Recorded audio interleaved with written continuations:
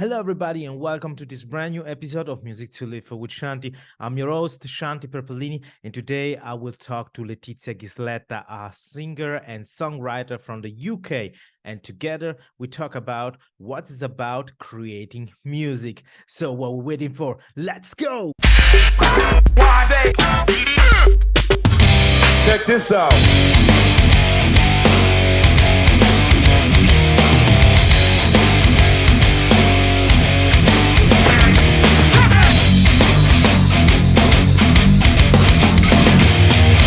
Music to live for with Shanti.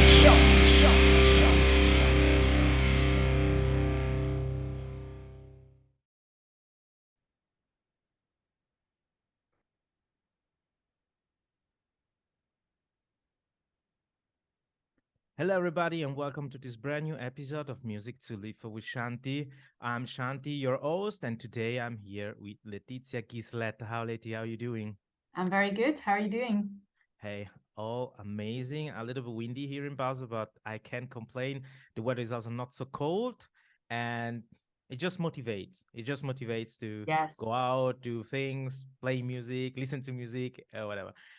Um, like in every episode, I let you introduce for our audience. Yes, I am Letizia. I'm a Swiss singer-songwriter.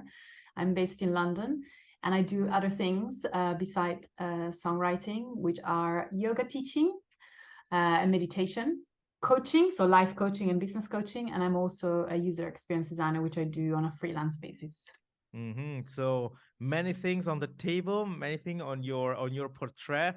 Definitely interesting, and I suppose that through the talk today, a lot of those things will get in touch, and I'm really amazed for this opportunity.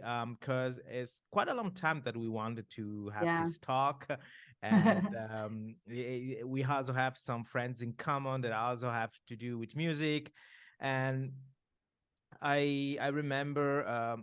I honestly, that's the interesting part. How did I get to you as an artist? Is because sometimes, and this is kind of a guilty pleasure because I don't like that website, but I always once or twice a day I just open the website, and the website is tio.ch. Oh, And yes. for those who don't know, this is kind of a news website, but it's kind of I don't know, sketchy news website because it's really just centered on what's happening in the south of the country in Switzerland, and most of those news are very poorly reported with copy and paste from other website, quite political, also guided, I would say, and not and but there is always like a small feature for an article or articles for young artists or young or artists from the south. And I remember there was your video clip. I can't recall which song was, but I said, oh, Leti from Ticino, I don't know her. And I said, okay, let's give it a try. And I was very interested from your sound, and then I guess we got in touch on LinkedIn or something like this, and yeah, I think one thing brings two others, and we just start talking and sharing opinions, and so to me, this is normally also the way. This is also maybe interesting for the audience listen to this episode. This is also one of the way I used to get in touch with artists or colleagues in my profession. It's just like, okay, we are connected on social media. Oh, I think this person maybe have something to share or something interesting for everybody out there. So why not just get in touch and see if they want to have a talk on the podcast. So thank you so much for having me. I'm really excited to share and be here. It's really cool. How long you are in the music business? Oh, I've always done music. I started playing the drums when I was 8. All right. And I did play for 8 or 9 years. And then I switched to singing and songwriting because I needed to process some stuff. I was a very shy girl and I needed to make sense of the world. So that was my kind of therapeutic way of processing things. I left, so I stopped with the drums. And then I went on to study music in Milan, and I studied composition and arrangement and like jazz singing. And then started like doing more professional songwriting. And then I had a break. So maybe like 5-6 years, I didn't do anything at all. And through my yoga practice, actually, I started doing more singing from the devotional part of things. So there's like this practice of kirtan where you repeat mantras and you play the harmonium. And through that, I went back to music, which is my deepest passion. So I don't think I ever left. You know, I had a break where I didn't do much, but I was taking in more music from other people. So since forever, you know, and my sister, I just have these memories of my sister playing. She was studying at the Conservatorio in Lugano. So I've always been immersed into music, although my parents were just more like listening to music rather than doing it. But fair enough. I mean, this is also important. Yeah, I always say through many interviews with professional musicians that sometimes we need an audience that is just enjoy. Absolutely. listening Otherwise, to the everyone music. is playing for who? Yeah. Right. Yeah. And your sister, what instrument? Yeah, she used to play the flute. And I remember that I used to whistle all her songs, Bach, all sorts of, you know. Yeah, I've always been very musical. Music has always been part of my life. So I cannot see a life without music, really. Yeah. And I also understand it's part when you said you had to take a break. Yeah. In between what was your, let's say, studies and building of knowledge, and then what you do as a songwriter. Because it happened also to me while I was studying musicology. There was a couple of emotional situation in my life that I noticed that I could handle very good playing music. I'm a drummer, but I play guitars and I also enjoy singing. Maybe this is why I love this kind of punk rock, very melodic, fast but melodic, Yeah. really into the emo scene of the early 2000s. So, you know, like it Nice. seems to fit. But just to say, and then I also had like a long period where I started doubting about my talent. No, I would say the fact that I was playing and everybody around me seems to be like professionists. And so I was kind of delusional, like why I'm doing this is really helping or where I'm going. And years after starting touring with some band, I just realized that even those persons who really are working on that and are on stage almost every evening, yeah, they had maybe a similar story as yours, and in the end, they do that because they enjoy doing that, and they don't really care if you are the best on that or the best on this other thing, drumming or guitaring, doing solo, shredding, or singing. But the idea is that, okay, are we having fun? And that was the click in my mind. I mean, do I have fun? Yes. And so I started again, and I start rebuilding my confidence into playing and singing. And so it's this process, like it's not that something has to come once in life and then it's there forever, but yeah, just start building and building, discover things, and not be shy or scared, like to take a break or just focus on something else and then go back and discover it like one of the best treasure or precious things that you have in life, like, because I agree. music is just that, the great things that brings you memories, colors, emotions. It's yours. Absolutely. And I think what you were saying sparked the important, I would love to say this, is that every musician experiences, well, in fact, I think every artist goes through the imposter syndrome. I don't know if you know about it, but like it's this idea, right, to think that you don't fit in, that you are terrible and everyone else will find out at some point that you're a fraud. And I think we all go through that. And the problem is that in the music industry, often people don't talk about it. So you kind of end up feeling alone and feeling that it's just you experiencing this. But actually, I met amazing, like wonderful musicians, and still they feel that they're not good enough, or they're like a fraud. And sooner or later, they're going to be discovered that they shouldn't be there. And there was a mistake, that they were chosen to do something.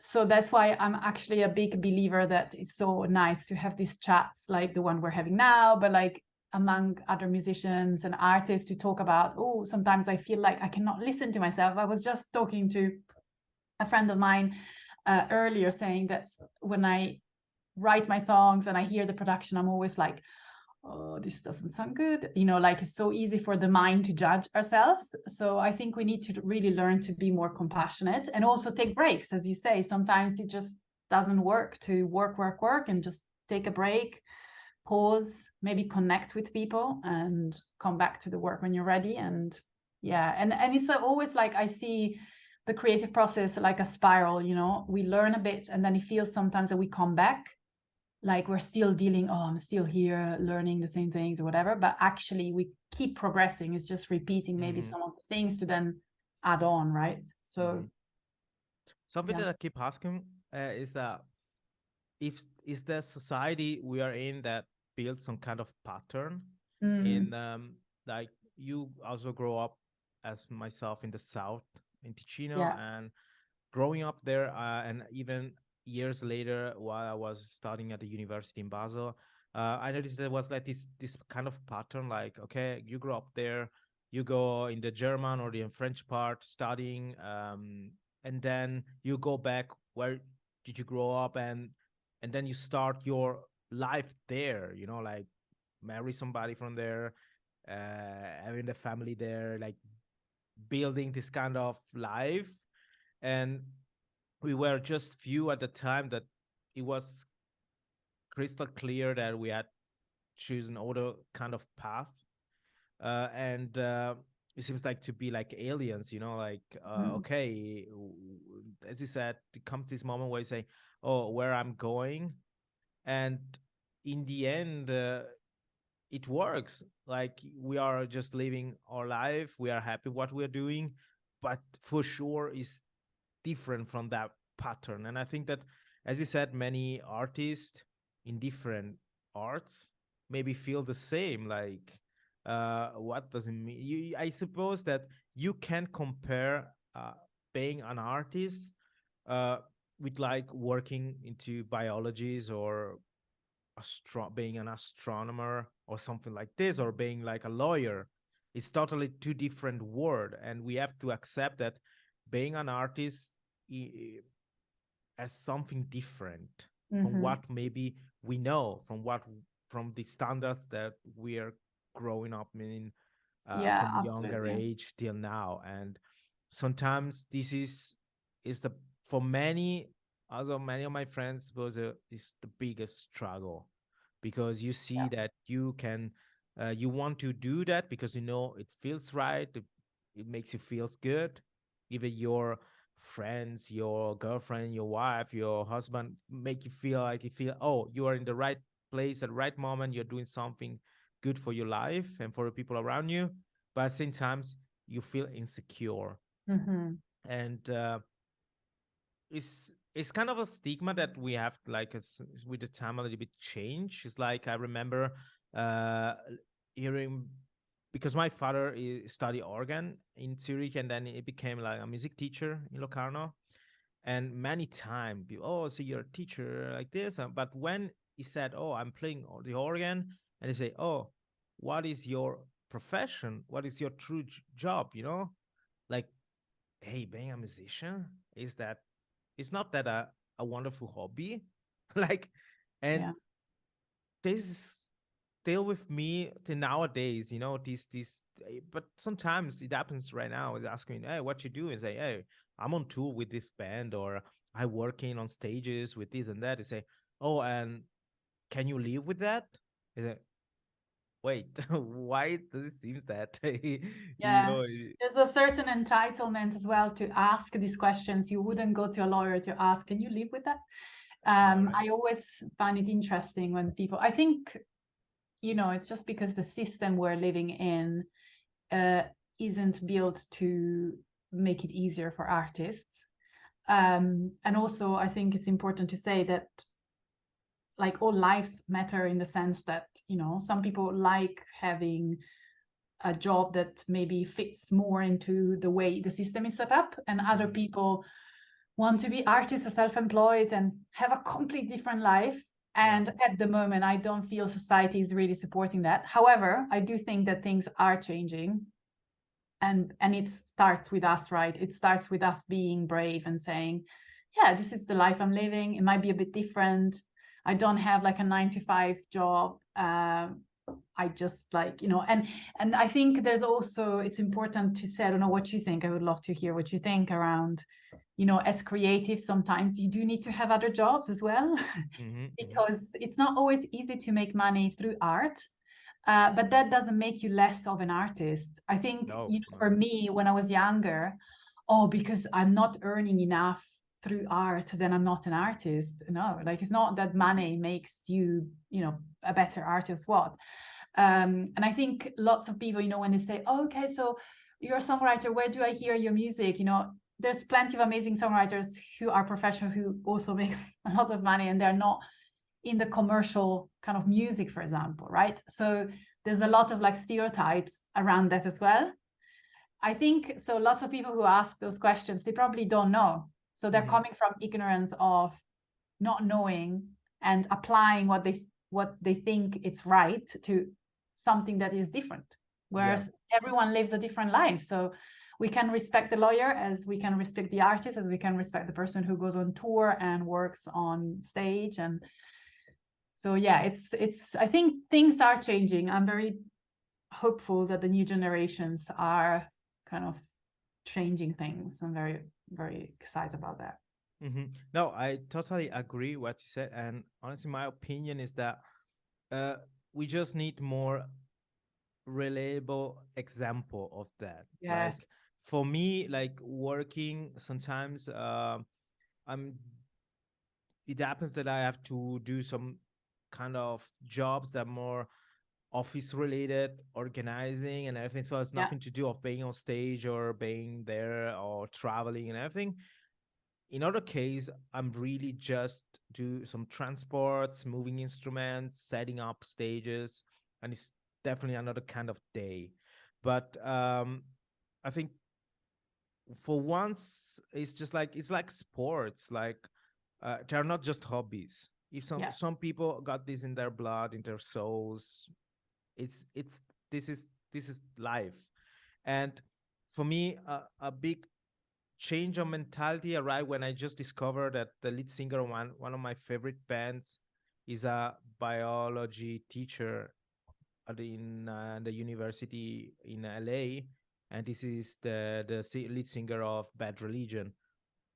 And to me, it was wait a moment, like and then I start reading the book. He published a very, very nice book about this topic, like what does it mean being a teacher. So having one of those jobs that are really in society, really well connected, building really into ideas that you have this kind of responsibility through the youth and the program and everything and the school system.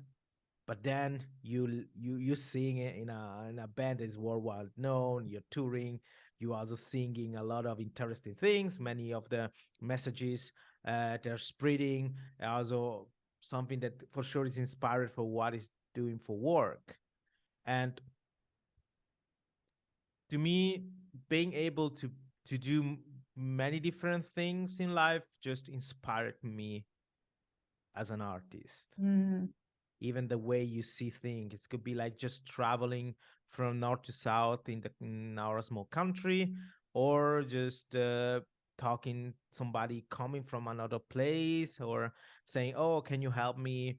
It happens they ask me, hey, we have like a vernissage, do we have like some guests coming, can you help me at the bar? And I say, yeah, why not? I know that I'm not a bartender, but I know that I can have fun, it could be interesting. But I don't know, I just like feel like to be as like a kind of a sponge, and then you from those different experience you just tank energy and ideas, and then as an artist I can use it and I can produce something that satisfy me, but also can also be appreciated from other people.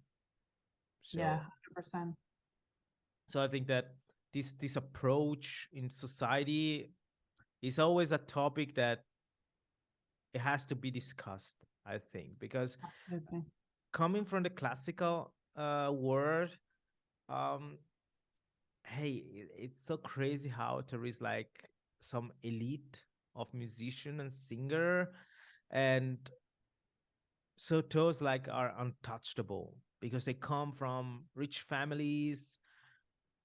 They had opportunities that other artists never had, and then you have all other range of very talented musicians and artists uh that they are struggling, or like the things are not easy out there. But yeah, you have this mentality, oh, this guy's really talented, yeah, but you see his biography, he has really nice access to this and that, so of course amazing for him. But yeah, just thinking about how this is just a construct of the society. There is such a wide range of situation, and those situations just allow wonderful people to become really amazing artists, and also um knowing more about from where they come from which way brought there where they are. It's just inspiring, like nowadays that also through social goes this idea of being inspiring. I mean, you as coach, you also know that you need to give the motivation, the inspiring. I think sometimes this happen just through some typical talk, but sometimes this inspiration can just arrive from the people sitting near you, or the people working at the store near your house, like.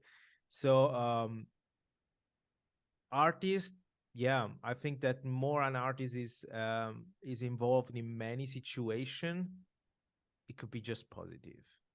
Yeah. And in some ways also helping just go through this stigma of about the, if somebody's an artist, yeah, what is he doing for living? I don't know. It seems always this, but right now I'm in a situation where I know where I'm going or what I want to do. Let's say I'm in peace with this kind of thoughts. But I think one of the reasons why I just started this podcast is also trying to help people out there that are looking, for an alternative or just some inspiration, Yeah. just, yeah. But yeah, Yeah, but yeah. you were saying you also doing a lot of yoga, and this is something that it's really interesting because you were saying about the chanting, the mantra, and everything. So, but I think another point, and it's connect right now with what we have talked about the stress we have in our society, about the construct and everything. But uh, how is important, like being in balance with your mind and your body. I think Yeah. this can be applied to every work nowadays. Yeah, But absolutely. now we are focusing on music. So as an artist, how is important to find your inner, let's call it inner peace. Yeah, So this is something that can happen. Sadly, we had to interrupt our interesting talk. And so what you're going to see and hear from now on, it's part of a second interview with LETI. Enjoy. So everybody, welcome back. For those who are watching this episode, you will see we change a couple of things because, well, it happened that we need to interrupt the discussion last time. So here we are, back on track. And well, I hope you still fine, Leti. Nice to have you back. Let's I have a question. I mean, in these 24 hours, I still have new ideas and something that we talk about. Identify yourself as an artist, being secure about what you're doing and what you're producing with no remorses, with no doubt, just being yourself. enjoying your product, and hopefully also the audience will give you this feedback. Because just to connect with that, it always happens sometimes for me too, that I have a lot of thoughts, but then in the end, I totally forget, and maybe I just received those 2 or 4 feedback for some friends or colleagues and say, "Oh, that was nice. I mean, it was interesting." So uh, you just really also trust the true feedbacks that you receive. I don't know. I can understand that somebody is very active on social media. They will maybe receive a tons of comments, maybe sometimes even stupid or weightless, but in the end, yeah, what is important, and so work on that. I was on your website, and of course, for the audience, all the information about ladies music and how to contact these artists will be in the description of the episode. And on your biography, you describe your style, and I'm gonna quote it directly from the website if it is okay, because you write, "The sound of her creation is a soulful, minimalistic alt pop, merging jazz-inspired harmonic progressions and changes in rhythms with theatrical and playful vocal expressions." My questions is, how did you come to this the description of your style? Because I will have really difficult if somebody will ask you, "Hey, describe your podcast," but yeah, I like I don't know really how to describe. How did you get to the description? Well, first of all, I don't like thinking about my style as fixed. So for me, it's very hard to, when people ask me what kind of music you do, I talk about the influences that I have. It exists in the realm of pop because that's what I write. I just write music that I think is very much pop, but it's not like commercial pop, as in like it's not written with the kind of the rules of pop music, like commercial pop music. I think I came up with that description because it was very hard for me to describe the style that I do. A lot of it is because the songs that I've published so far, I directed them in terms of arrangements, but I haven't been myself producing them, but I have been in charge of my sonic identity, and I think my sonic identity is constantly changing. But there are some elements that are often there. One is kind of the playfulness that I use through my voice sometimes. Like, I think because I studied musical theater as well, I think that comes in. Jazz, because I studied jazz, so often I kind of just like have chords that come from that world. That doesn't mean that I do jazz at all, but I have that world coming into the creation. And also I often change the pulse, so I move sometimes from 3/4 to 4/4. I like doing those kind of things. I think that's because I always like, for example, songs from the Beatles where they just decide to change. So yeah, I guess like that's how I came up with the description. Now, it's always, it is one of the questions I always love to do or to pose to my guests, because it's like when I have some band members, sometimes just ask, "Hey, how did you get to the name of the band?" Because it seems something like, okay, well, we were inspired by this and that, but maybe there is also something more behind, or totally another point of view, or what should be like the straight way to the meaning. And I think talking about how the identity of an artist, like I think it's interesting your choice of say I influenced by different things, because at the same time, so when I look at your biography on your website, I said, okay, but this artist had an idea of what she's doing. It's not just because you can say I do pop inspired by, but this is quite risky, because then you, in your mind, you will always remember, okay, but it sounds like or reminds me a lot of. And doing like this is way more, I mean, this is my personal opinion now, but it's way more creative, and it didn't influence my after, or maybe listen to reading before your biography and then go and listen to your music, I will not be influenced by like some artist of some specific genre in Yeah. which you maybe have been inspired. Yeah. I think, to be honest, nowadays I find it very hard to define the styles and the genre, because I think so many young artists are writing in a way that is quite original. They mix different styles, and I think I like that. I like, when people ask me, oh, what kind of style do you do? I always find it very hard. I don't want to be boxed in, because at the moment, for example, I'm writing more like soundscapey. So I guess with the producers that I work with, I always have this idea that there has to be some elements of soundscape as well, because of my yoga, I think, inspiration and like the meditative sounds. But I'm not fixated of saying, I'm actually, I have a release coming up in February, which is much more electronic than anything else I've done. And I'm fine with that, because I evolve as a person. So, I understand that it might be hard sometimes, because if someone really just likes jazz, for example, and that's it, it becomes hard if you change as an artist. But then at the same time, I think of the artists that have influenced me for many years. One is Björk, and she's like super experimental. And I really like that. Or I think about Coldplay, which they do very different things that I do. But over the years, they've done very different things. So I really like that. Yeah. Okay.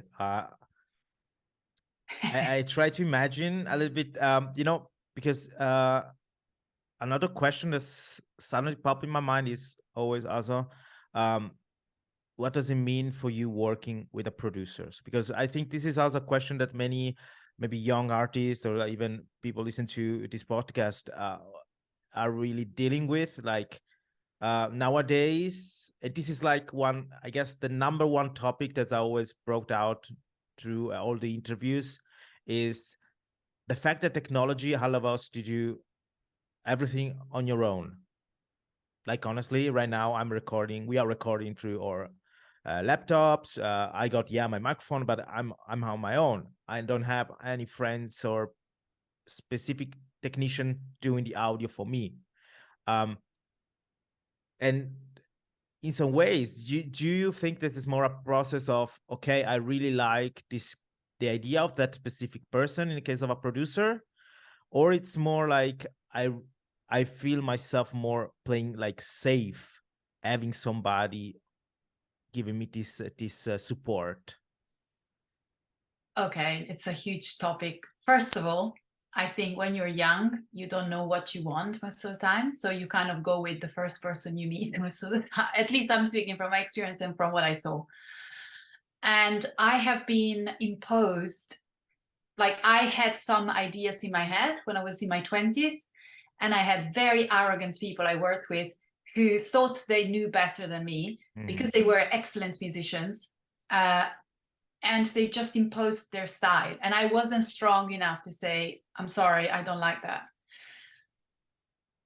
That happened for many years. And unfortunately, also as a woman, it's very hard in the industry. And I'm a big stand for women doing more of this. If you don't want to be a producer, just like learning to say what you like. And if you don't know what you like, just listening more and start thinking, okay, maybe, you start listening to different songs and start thinking, what is it that I like from each song? And literally, this is what I started doing because I wanted more power. I mean, I come from a background of having studied arrangement and composition, but that doesn't mean that I knew what I wanted. So I started like listening to the different influences and say, okay, I would love the drum to be like this. I would like the voice to be like this, and you start educating yourself. So this is how I started working more with producer, and then choosing the people who aren't arrogant and they actually want to collaborate. So fun enough, the last few producers I worked with, they were younger than the ones I worked with when I was younger. And they were much more open to work with me in a collaborative space rather than imposing because at the end of the day, I'm the songwriter. This is my project. I pay these people. And there's a level of trust in the moment. You can pay the producer, and this is how I've been working working with producers, and with some of them I co-written, so I didn't pay them, and we kind of agreed on royalties. But I think at the end of the day, it's your project if you pay the producer. So you need to trust them to do a good work because you're paying for them. Otherwise, it wouldn't work. If you hire someone to do the job, why would you control them, wanting to input? You know, it's a funny, it's a nice mixture between trusting the person, but also knowing what you want. It's a little bit like when you're doing a tattoo. You choose a tattoo artist because you like the style, even if you know that maybe that style is a specific one. Let's say Japanese tattoos, but you go there and yeah, you trust this person because he's working on your body. In this case, in your production, on your work. You know, this person's gonna give the specific sparks that it belongs to his her or style, but then it would be yours because you choose the design, let's say. Yeah, absolutely. So I think, like, for me right now, I'm extremely happy about the people that I'd worked in the last 5 years, because I felt very safe and like a collaboration. In fact, the best way to arrange a song is to sit down, explain this type of sounds that you're envisioning. I literally prepare like a reference, and then we work like that. But on the side, I am learning to produce, because I always wanted to produce my own stuff eventually. But I also recognize, I think it's important to recognize your own weaknesses. Again, I come from an arrangement point of view, but I haven't arranged something for 15 years. So for me, the last year, I started arranging again, and it's like I'm rusty. But that's what I love doing. You know, I would love to get to a point where my arrangements are good. And then for the mixing and mastering, you know, I can do like a pre-mix. But then I don't want to be the one mixing and master. I recognize that there is someone who is better than me. And I want my product to shine. So I'm not, unless, you know, I might become a good mixer at some point, never say no. But at the moment, it's not my priority. My priority is to own my songcraft and find my sound more and more, arrange, know the instruments, where can I play myself, where I have, you know, people playing in there, or just use electronic when I want that. But then delegate. I think it's important as a professional to delegate. No, okay, I can do my podcast, I can think about but then I will need to delegate when it comes to, I don't know, editing the video.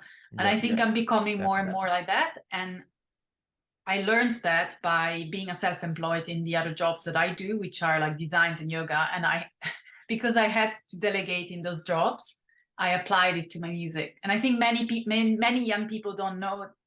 Well, when you're young, you probably don't have the same budget that you have when you're older, potentially.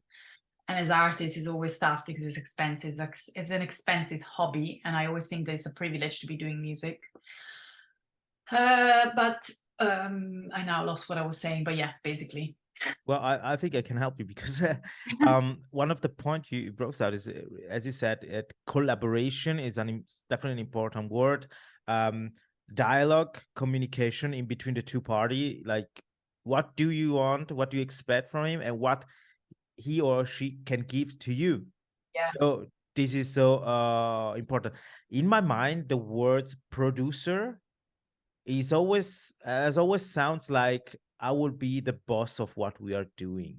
I don't know if maybe it's connected with because I'm Italian mother tongue as you as you are, and maybe the words remind me other things. But I recorded an episode with a Swiss producer called Noom, an amazing guy. Shout out to Noom. And he also explained me what is he doing. Like, he's talent scouting musician from South Africa to Norway, but it was incredible to me to see that his goals is really just to enjoying making music with this person.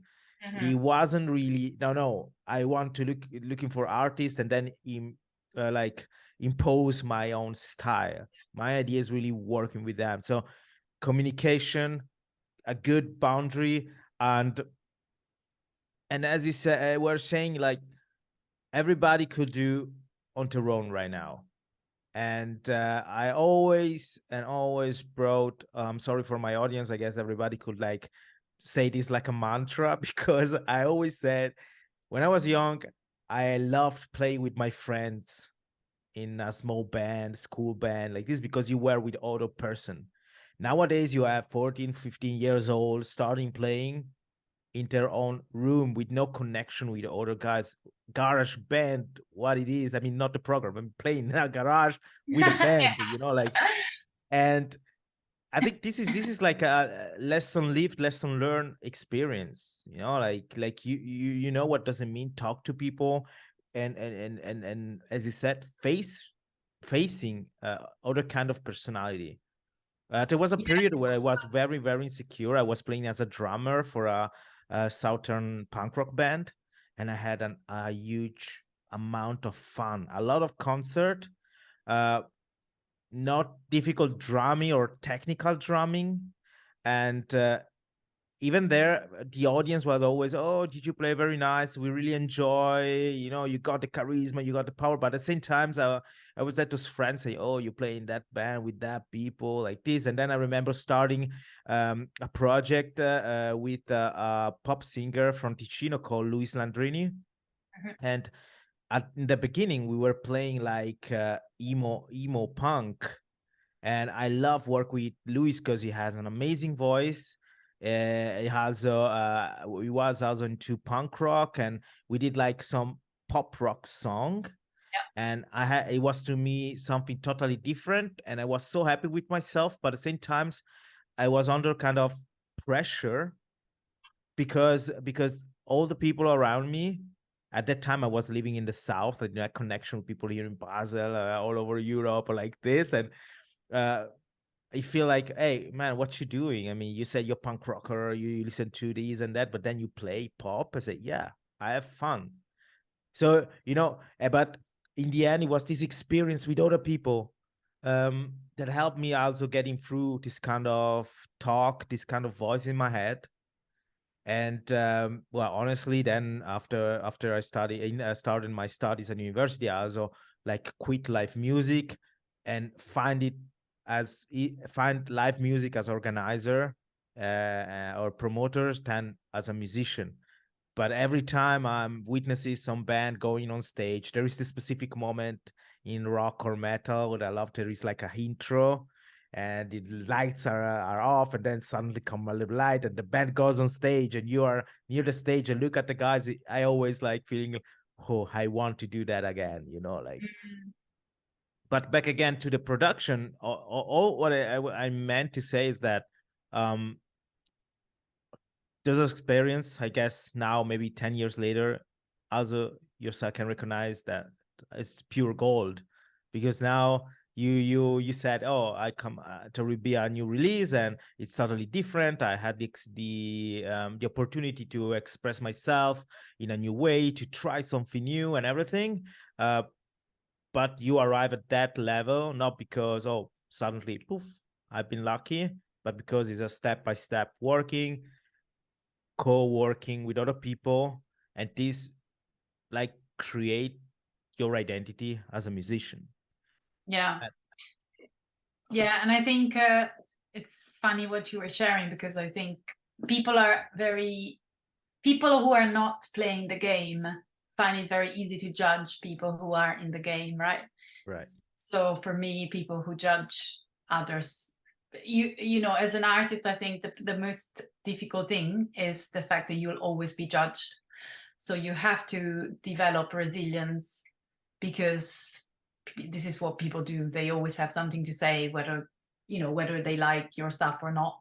So you're always under judgment. And I think it's important to accept that that's the case. And if you don't, you cannot be an artist and not be, not be okay with judgment. They will always come. And in fact, the more you're exposed, the more people will have something to say. Because also I feel like there's so much courage when you are either on a stage or you're writing something.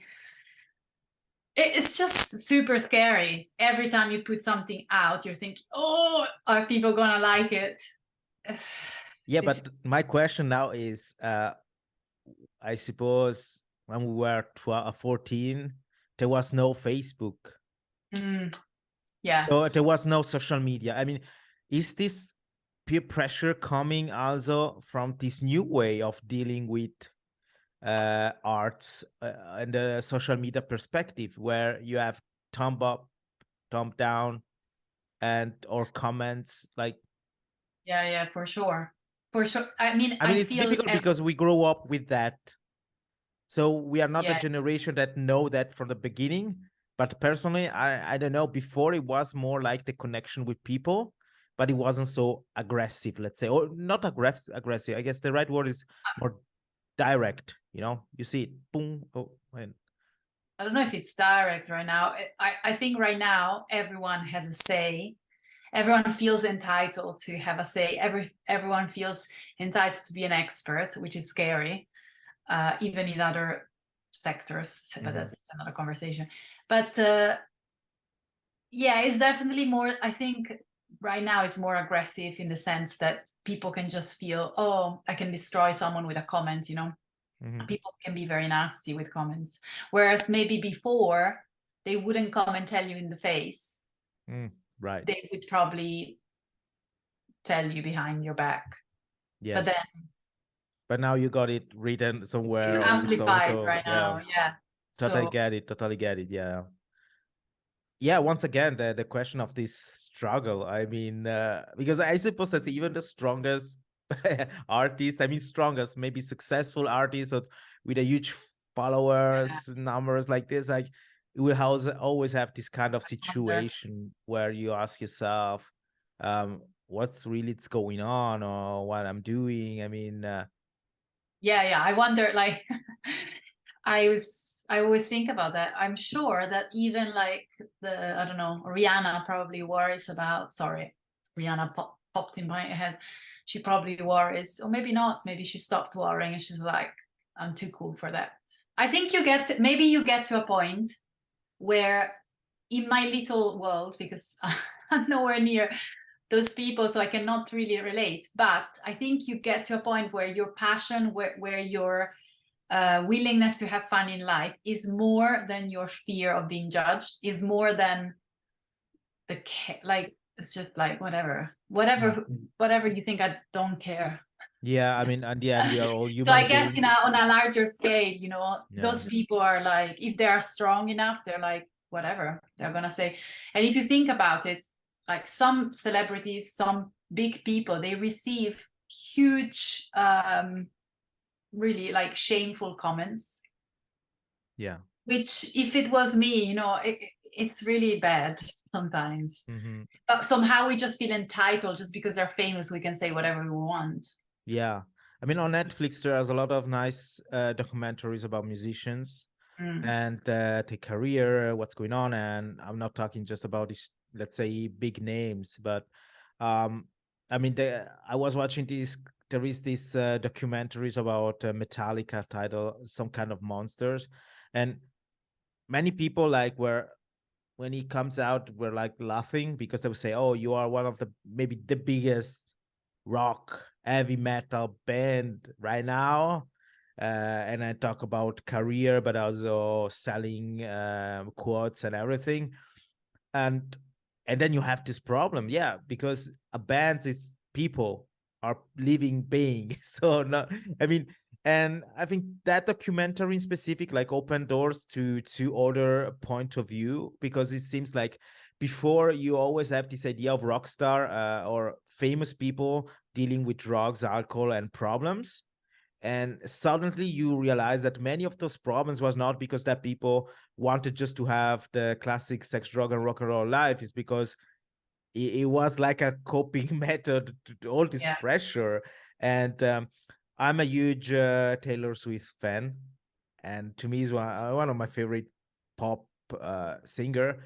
And there is also a nice documentary about I've seen that. yeah, about our identity. And honestly, after watching this documentary and then listen to the last album she made, she like gained a lot of respect for me. I mean, admiration for me, because I definitely noticed that I better understand the path she choose to take artistically and musically. So also this could be like just inspiring for a musician or young people out there, just take inspiring from this period. Just be scared is normal, being under pressure is normal, but as you said, you choose the people you work with because you think they got this mojo that can help you, they can make you grow up in different ways. But Letty, right now it comes in my mind a direct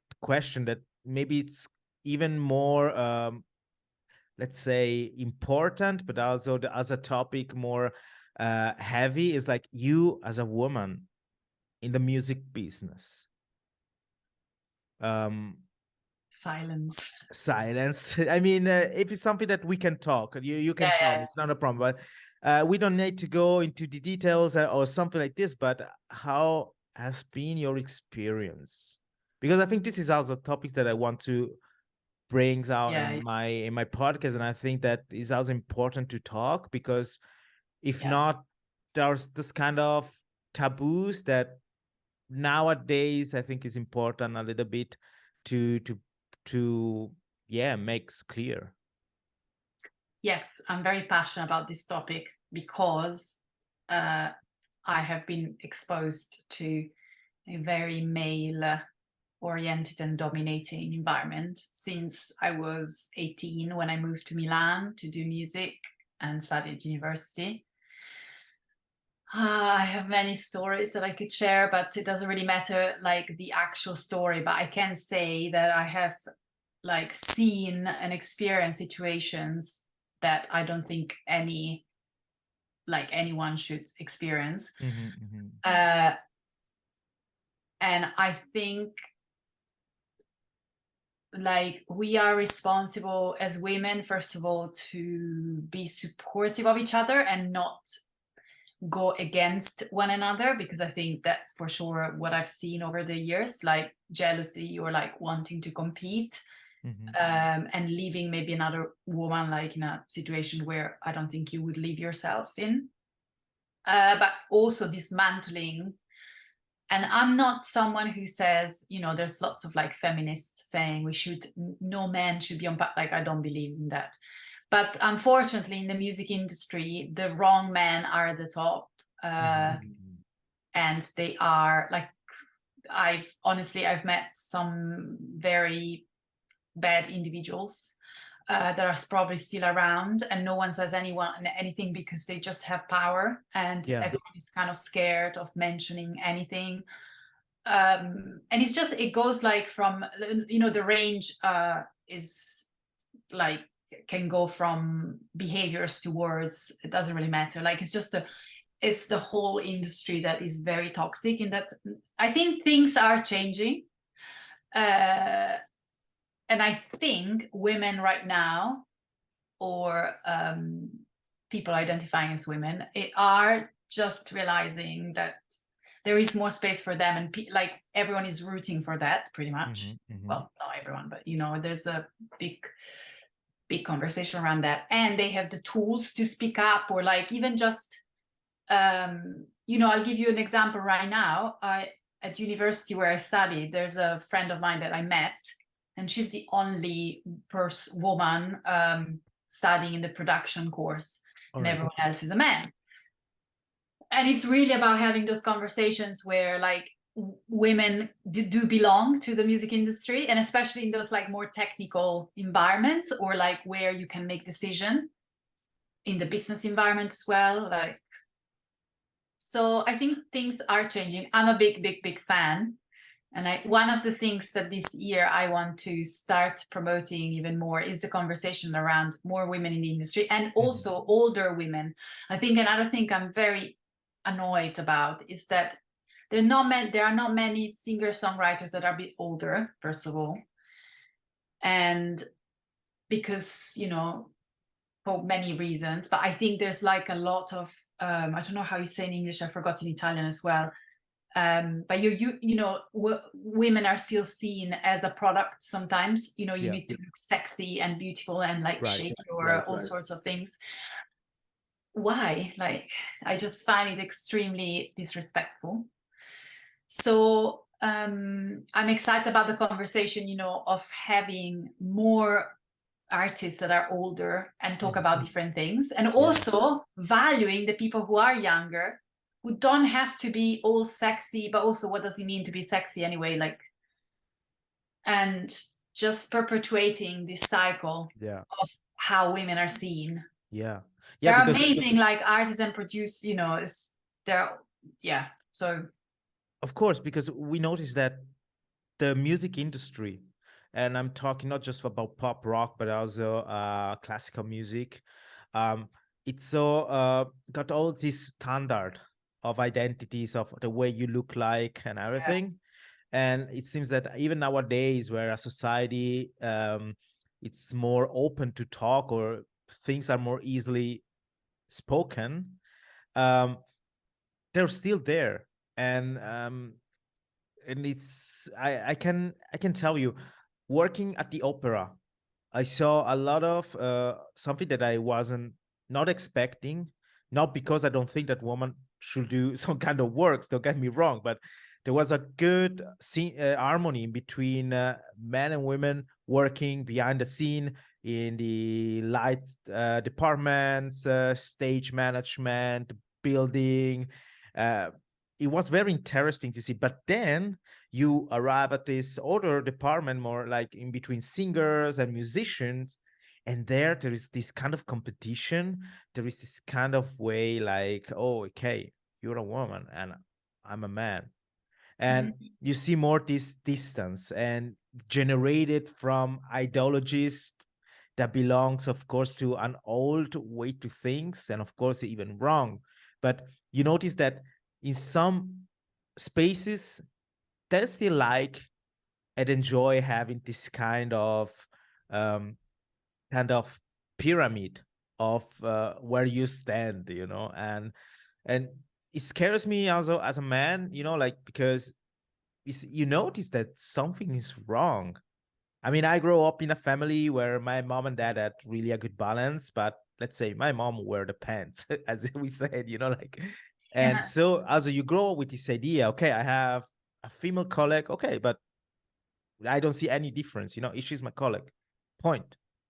You don't have to go, but I also witnesses some situation. It was a workshop with a very famous singer we worldwide know, and he was giving a 2-day lecture and workshop. And at this workshop, were invited a student from the school in Zurich.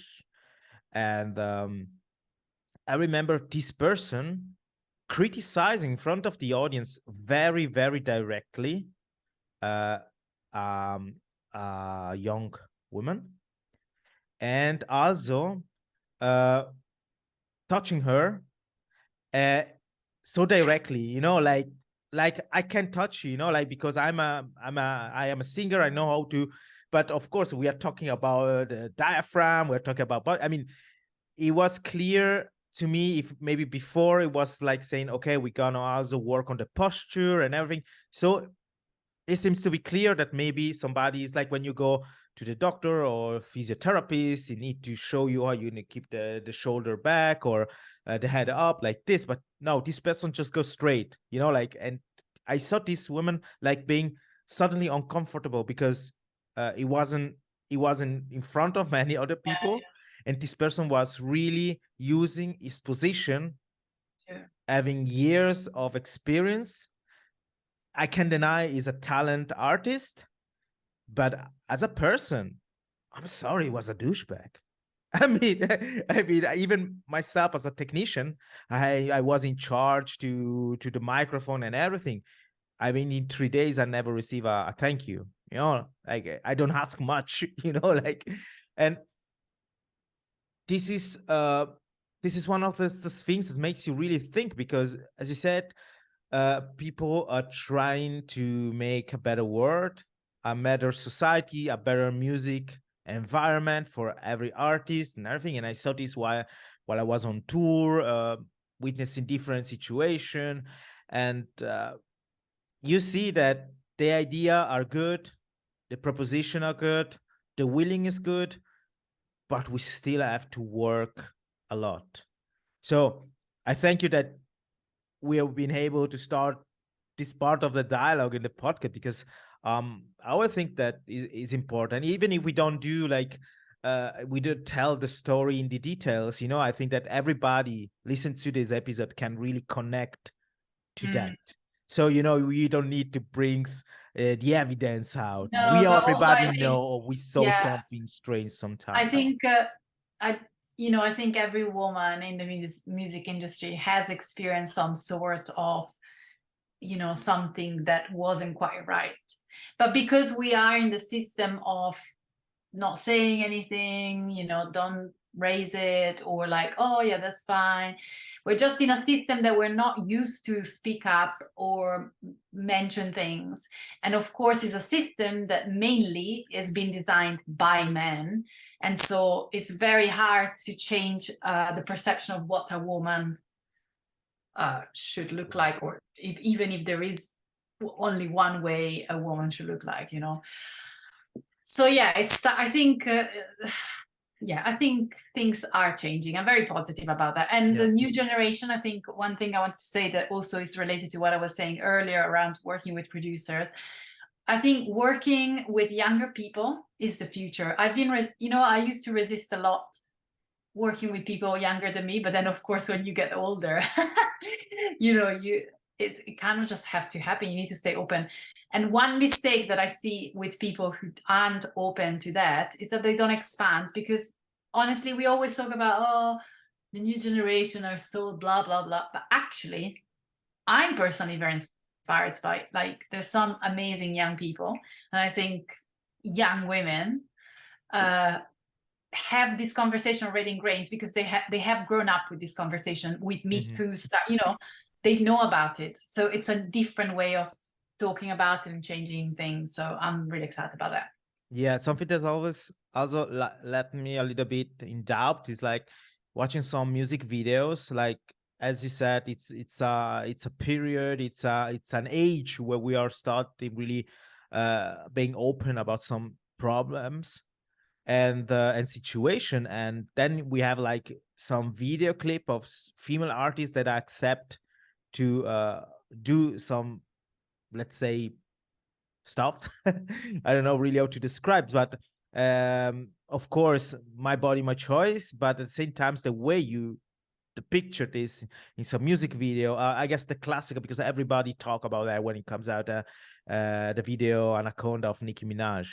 I mean, nothing against twerking and dancing technique or everything, but in some ways, you're still selling what maybe it seems like men would like to see, or a kind of idea that's still like more male centered, even if it's to me, it seems that sometimes nowadays we give like this idea that, okay, we are doing something different, but we are not really going so far.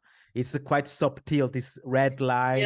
It's a fine line, between, because it's a fine line between, yes, having the freedom to be the kind of female artist we want to be, but then I understand it's very hard to understand whether it's truly authentic, or it's still in the realm of. And then on the other hand, if it were a man doing that, would we have this conversation thinking that Nicki Minaj, is she doing, like, she's doing something weird? Because that's the thing, right? If she were a man, would we be talking about that? Would we be saying that there's something strange about what she's doing, you know? Yeah, right. So that's it's very hard to, I'm definitely not in it. I don't know. In some situation, I haven't made up my mind yet. But I think what we can do, sometimes I think that these kind of social changes require us to go to the extreme to then kind of find the balance. Yeah, this is what I want to say. Really go to the extreme and see, because then you see really the difference in between what was before, what was now, and then you say, oh, and then in your mind asking, oh, what was so shocking for me, or what was so unusual, and then you can put everything on the table and find the balance, you know, like. Yeah. And how is also for you? knowing that you know, the way you perceive things, it's probably because of the way you were brought up, the background you have, you know. So it's really inquiring into why are we reacting in this way, and being critical with ourselves about our belief system, which is, yeah, it's very hard. But Yeah. So the next question goes direct in direction social media and videos. I mean, I watched your video where you walk in this park in the oh yes, grass. I right. loved it. And how is your perception of you deciding to having a music video? I mean, what is your idea behind? What would you show? What is your final idea? You mean in general, how I go Yeah, about? in general, how would you expose yourself? Like, because then you land on YouTube, you land on social Yeah. media, so you expose yourself, of course, for your music, but with a music video, then people have it as a visual. Yeah. I think I just at a certain point I just don't want, like, I think about the concert, I watch it, I'm okay with it, and then I put it out in the world, and I literally stop my mind judging myself or overthinking it. It's done. It's out in the world. There's nothing else I can do. Yeah. And I had to become like that because I'm a bit of a perfectionist and I always find something that is not quite right. So yeah, I guess there's a point where like it's out in the world, done. I can always improve next time. But I think it's practice. The more, even with like social media, I used to worry so much about doing like stories, Instagram stories, or I'm someone who think through speaking. So I used to make myself really wrong because I was thinking, oh, I speak for so long and I don't get to the point and da da da da. And then I was wasting so much time overthinking it. And now I just do it. And I don't really rewatch myself. I think I took a learning from my design work, which is very much time box yourself. Don't lose the momentum. Just put it out there and then iterate. You know you made a mistake. Next time you'll do better. Because again, most of the people are worrying about themselves anyway. Like they might judge it the first time, then they're thinking, we're so concentrated on ourselves. And I stopped worrying about what people think. I'm a bit of a weirdo anyway. I think I'm embracing my weirdness. Well, that's so that's beautiful to say because this is so important, so empowerment. And I remember watching that specific video. I'm sorry, I totally forgot the title of the song, but Rise. Okay, so guys, if you want to check this out, a video on YouTube, go watch it because there is also a nice live session of you playing and singing. So I personally found very inspiring your attitude in your videos. I mean, what you choose to show. I mean, you go on YouTube and you see some of your live performances, and then you see some video that are more like, let's say, produced as a music video as we used to know.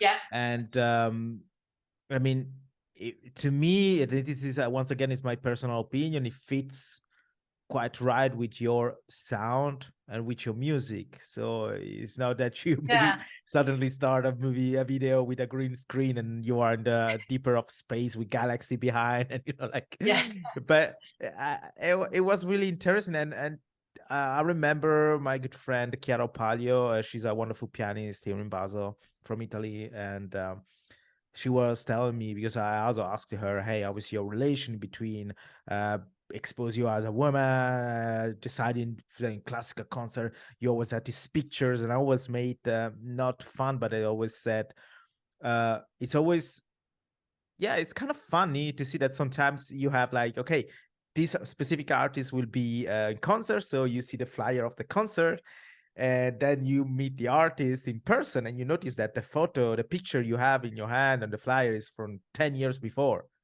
Yeah. So, and she told me, Chiara told me, she said, I used to do regularly photo shooting because if I do like a program, even if something that I already played 5 years ago, I want that the picture on the flyer, it's me right now. Yeah. And this is what's so strong as a message, I think, because you are not, it's like also fighting your fears. You're not scared to show you like you are now, this year, this moment. I will play in that place there, this program, okay, but this is who is gonna play. It's not that person 10 years ago. Yeah, 100%. I think it comes down also to the type of artist you are. Sometimes, for me, there's no, maybe this is a mistake. Some people might say that it is a mistake. It's not that I am the artist, because of course the artist is slightly different from me. There's a bit of a detachment. However, my personality, I don't have it's not that I have a different artist name that is a different character. It's me. I might be more private. The musical part of you. Yeah, exactly. But some people have their artist name, which is it's a completely different character. So if that's the case, you might be completely different, and that's okay.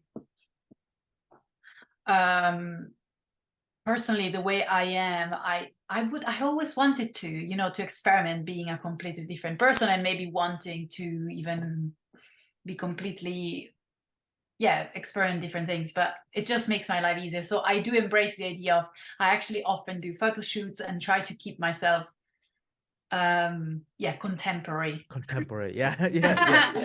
This going under nicknames, or like, I think sometimes it's interesting because is a path that many artists choose after they're very well known under a specific name, and then you discover, oh, have you heard that project? Who's played there? Well, it's the guy from that band, or is that singer.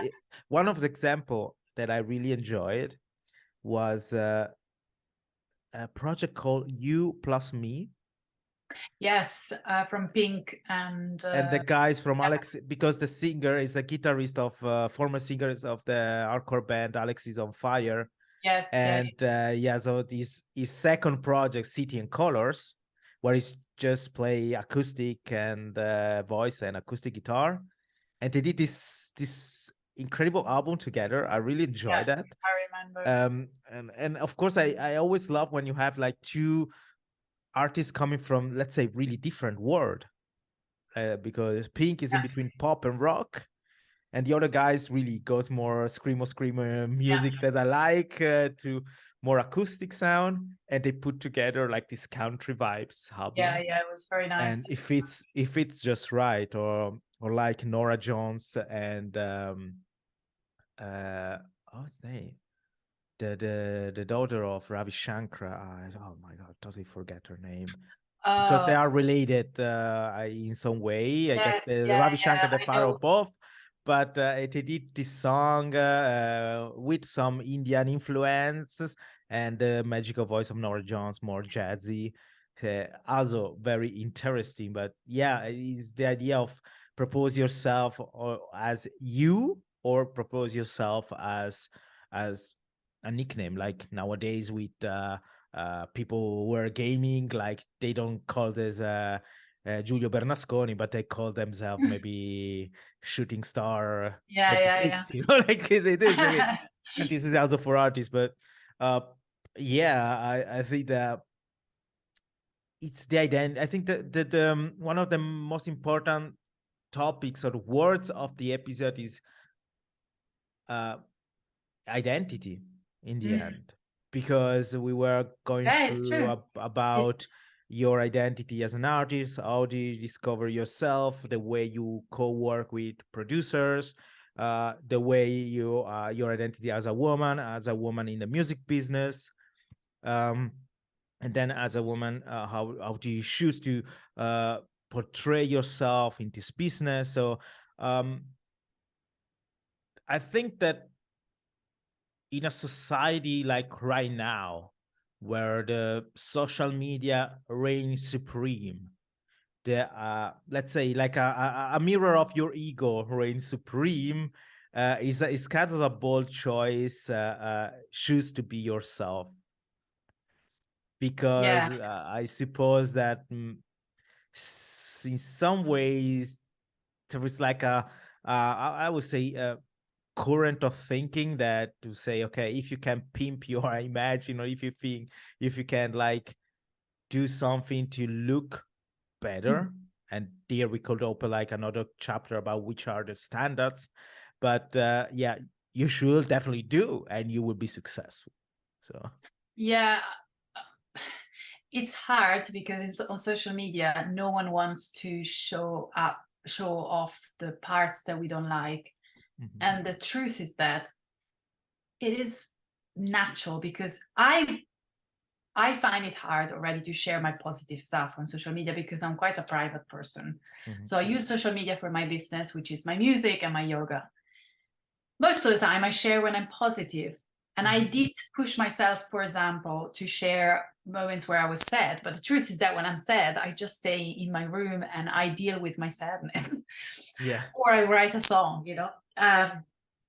So I don't think we should blame humans for finding it hard to, you know, be fully authentic on social media, because it's very hard. It's not like you're going out in the street. It's very hard already in real life to go and ask for help for some people. Yeah. However, I think we need to be blaming ourselves for perpetuating the idea that everything is perfect and amazing, because it's so, sorry, my French, BS, because life, the goal of life isn't to always have your peaks. Life isn't always happy. And why are we selling this idea, which is totally BS? We need to sell the idea that sometimes we don't feel good, and we need to be okay with that, because that's how it is. Like, and if we don't train ourselves and our mind to be with the sadness and the anger and the frustration, I don't know. So I think that's the problem. You know, social media is just kind of it's like almost making you feel that life, for some people, life is always good, but it's not true. It's totally not true. And of course we are perpetuating this because by natural way of, you know, I'm not gonna make myself, today I'm sad, I'm going to come on social media. It doesn't really come natural to me. Yeah. That would be like quite a strange situation, to be honest. Yeah, that's true. That's true. That's true. It's hard, you know.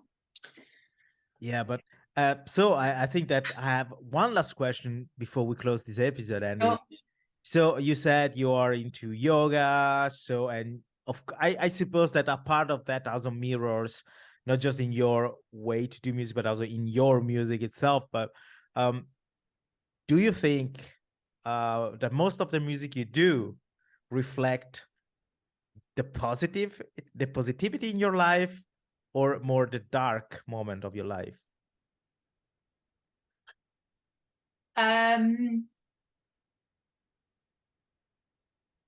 It's a hard question. It's a hard question, right? I think these days my songs are often they come after I transform the sadness. Often I write when I'm sad, or sometimes, to be honest, since on my master in university, I write every week. So, you know, every day I need to write. So no matter how I feel, I always write. So a lot of songs now are very happy, because some days I'm just very happy and I dismantle the idea that I need to write when I'm sad. But I would say that the best ones are the ones where I have gone through some sadness and then I found something to say about it. Yeah. I used to write very sad songs. Now I feel I don't write very sad songs anymore. I write songs that have sadness in it, but they have been transformed. Or the song helped me to transform it. Your sound is okay, but it's for people that are sad. Yes. That's kind of joking, sorry. No, this is definitely interesting, because even as a person, we always this, I suppose somewhere in our life, we learn a little bit to coping with this up and down. Yeah, exactly. Life. So is this about commuting this coping mechanism, or this working on yourself mechanism in the art you're doing? Now we are talking specific about music, but I suppose that somebody you can also notice this is like into a painter, and you will say, oh, you were painting with that color, with that palette of colors and everything, and now we do this. But yeah, 100%. So I was curious to see how this is kind of process behind how an artist works. But in the end, I suppose that the best solution, guys, is just to go on all the online platforms, so where you can find your music and just listen on your own, which you take your time to enjoy, and then makes your own opinion. But in the end, really to understand the way an artist write some specific music. And this is, I think that I think this is in the end one of the most important things that why we are doing arts in Absolutely. general. Yeah. Do you want to add something before we close this episode? No, it was a really nice chat. Thank you so much for having me. Thank you for the questions and the lovely discussion. Hey, I enjoyed it. I thank you. I know that some questions maybe were kind of tricky, or why they maybe needed more time and space to be elaborate, but I think I will really enjoy having you on other episode, because we didn't talk much about the yoga part, or more maybe the spiritual or the energy part of also being yourself, but also being an artist. And this is also interesting maybe for the audience. I'm organizing that this year 2023 I will also do some specific block of episode focus on a specific topic. So, and for sure, one's gonna be music therapy, and how, let's say, other position and point of view in life, really, or life, I would say, philosophies in life, or how people engage life daily, also have an influence to their own art, and how maybe this can help, like, because everybody knows we were talking about how you sing is sad or you sing a happy thing. I mean, when music also is so influenced by the humor we have, we found some song that speak for us in specific moment of our life, and this is one of the beautiful thing of music. So for sure we will have the chance to meet again on this platform. For everybody interested to listen to the music of LETI, I will let all the information in the description of this episode. And thank you very much. I really appreciate your time, your being open, and it was quite a long time that we were planning this episode, and I'm very glad that we finally have this first contact. Amazing. And yeah, guys, just go enjoy this wonderful artist, and see you next time. Thank you so much. Bye, guys.